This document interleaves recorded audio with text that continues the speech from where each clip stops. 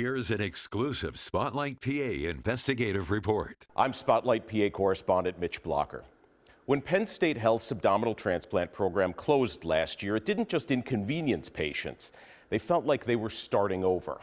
In the second part of our statewide investigation, Spotlight PA is checking on the people left behind. These are patients forced to find new doctors and hospitals. Some face financial pressure.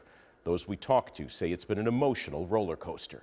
Karen Miller had her hospital bag packed. July 4th had been the day that Hershey Medical Center surgeons told me that I would probably have my kidney transplant by. But by then, Penn State Health had shut down its liver and kidney transplant programs.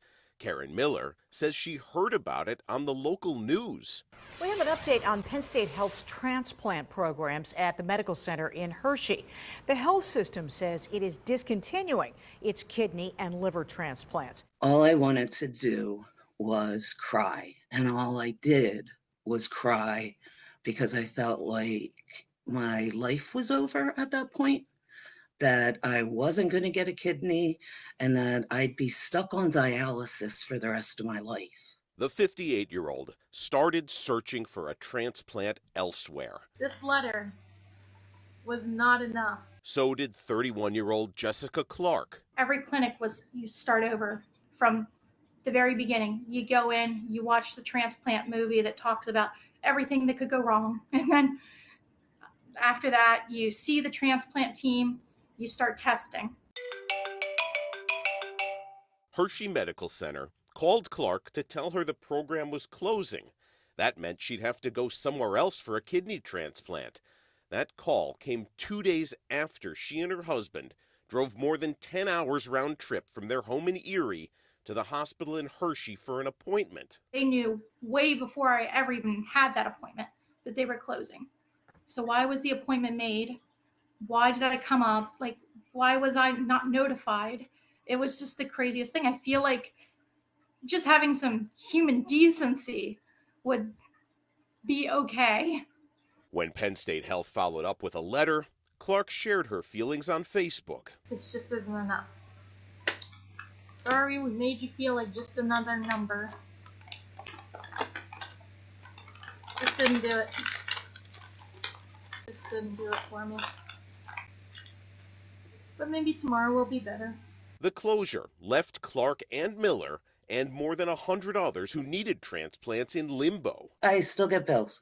I'm not paying. I stopped paying them. Did you realize federal regulators were actually evaluating the hospital at the same week that you were there?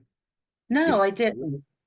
No, I didn't. But Spotlight PA's journalists knew the transplant program's troubled history. So I'm Wyatt Massey, investigative reporter with Spotlight PA. Wyatt Massey covers Penn State University.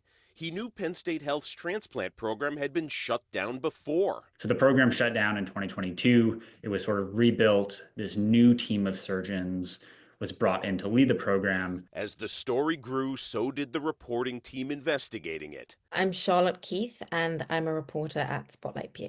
And the people they met fueled the work. Patients had placed a really enormous amount of trust in the hospital, and they were basically counting that this was going to help them get a transplant that they desperately need. These two have found new hospitals and new doctors. Both still need new kidneys. Spotlight PA asked Penn State Health for an update for this story. The health system told us there is nothing new to add. Spotlight PA continues investigating the ongoing impacts of Penn State Health's transplant shutdown. That includes how patients got blindsided by the closure. And of course, you can also read all of the latest and support statewide investigative journalism right now. That's at spotlightpa.org.